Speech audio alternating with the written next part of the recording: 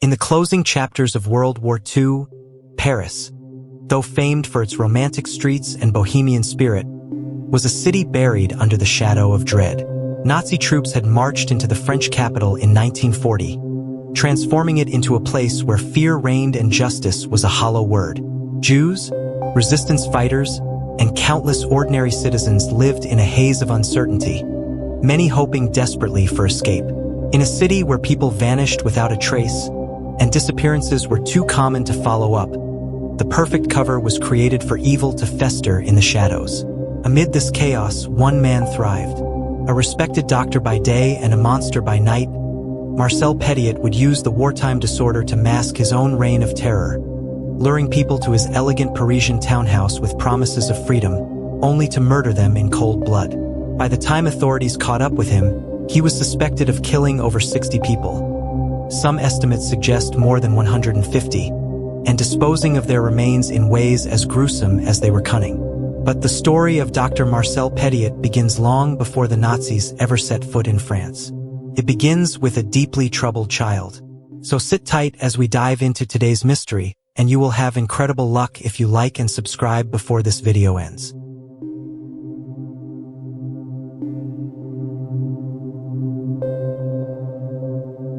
Marcel André Henri Félix Petiot was born on January 17, 1897, in Auxerre, France. From a very young age, it was clear that something was deeply wrong. At school, he was unruly, aggressive, and deeply inappropriate. He once fired his father's gun in class.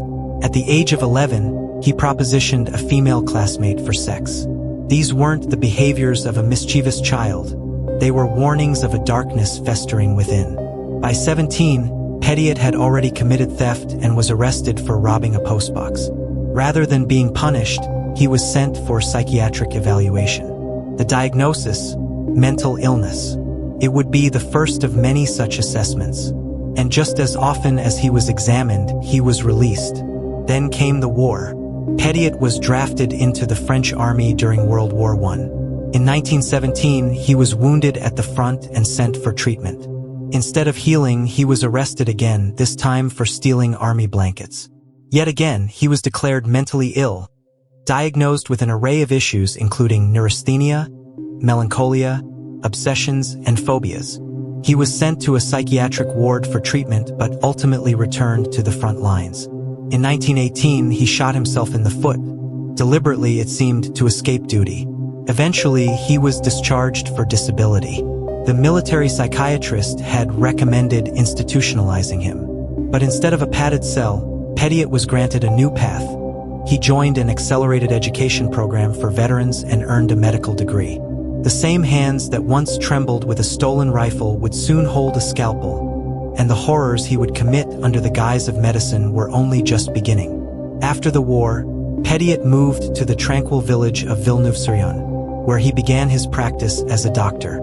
Charming, intelligent, and outwardly respectable, he quickly won over the townsfolk. But behind the white coat was a man steeped in corruption. He was known to overprescribe addictive substances and defraud the state by secretly applying for medical assistance on behalf of patients, pocketing double payments. Then came the case of Louise Delaveau. In 1926, Petiot began an affair with Delaveau, the daughter of one of his patients. She vanished without a trace. Neighbors claimed they saw Petiot loading a large trunk into his car around the time of her disappearance. Weeks later, a similar trunk containing a dismembered woman's body was found floating in the Yonne River. Still, authorities called it coincidence. Officially, Delaveau was marked as a runaway.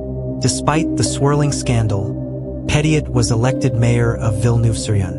In 1927, he married Georgette Lablay and fathered a son. His political career was as corrupt as his medical one. Accusations of embezzlement, theft of public property, and illegal activities mounted. He was caught stealing items from the local railroad depot and was fined, though prison time was avoided. After years of scandal, he was finally removed from office in 1931. But Petiot wasn't done with politics. Just a month later, he won a seat on the Yonne General Council, becoming the youngest man to do so. But history repeated itself. More theft, more legal troubles, and eventual removal from the council. Disgraced, he moved to Paris in 1933. In Paris, Petiot rebuilt his life with frightening efficiency. He opened a new medical practice, which soon gained a glowing reputation. Beneath the surface, however, he continued to prescribe to addicts, perform illegal abortions, and steal whenever the opportunity arose. He was arrested for assaulting a police officer, again declared insane, and confined to a sanitarium. But, true to form, he was released shortly thereafter. As war broke out again in 1939 and the Germans invaded France, Petiot saw an opportunity not for heroism, but for exploitation. He claimed to join the resistance and began treating wounded fighters and falsifying medical records to protect French citizens from forced labor camps. But in the shadows, he was weaving a much darker web. Using the alias Dr. Eugene, Petiot created a fictitious escape network called Flytox. He told desperate Jews, resistance fighters, and criminals that he could smuggle them to safety in Argentina for a hefty fee. They were brought to his lavish townhouse at 21 Rue Lesueur, in the heart of Paris. There, he would instruct them to write letters to loved ones, letters they would never send. He told them they would be vaccinated before their journey. Instead, he injected them with cyanide. Petiot then stole their money, jewels, and possessions. He dismembered the bodies, sometimes burning them in his fireplace, dissolving them in quicklime, or dumping them in the Seine. It's believed that the sweet, acrid smell of burning flesh became common in the neighborhood. It was this very smell, thick, oily, putrid smoke, that finally ended the reign of terror. In March 1944, neighbors reported the foul smoke wafting from the townhouse. Firefighters were dispatched and found a scene straight out of a nightmare. Charred body parts, lime-covered bones, a bloody canvas of horror hidden beneath aristocratic elegance. Police arrested Petiot, but he claimed the bodies were Nazis and collaborators he had executed for the resistance. Incredibly, the authorities believed him at first. He was released and promptly disappeared. Under the name Henri Valéry, he joined the French Forces of the Interior, FFI, and quickly rose to the rank of captain. In a cruel twist of irony, when the resistance newspaper published an article exposing Petiot's crimes later that year, Captain Henri Valéry was among those tasked with capturing himself. But the game was up. On October 31, 1944, Petiot was recognized in the Paris metro and arrested.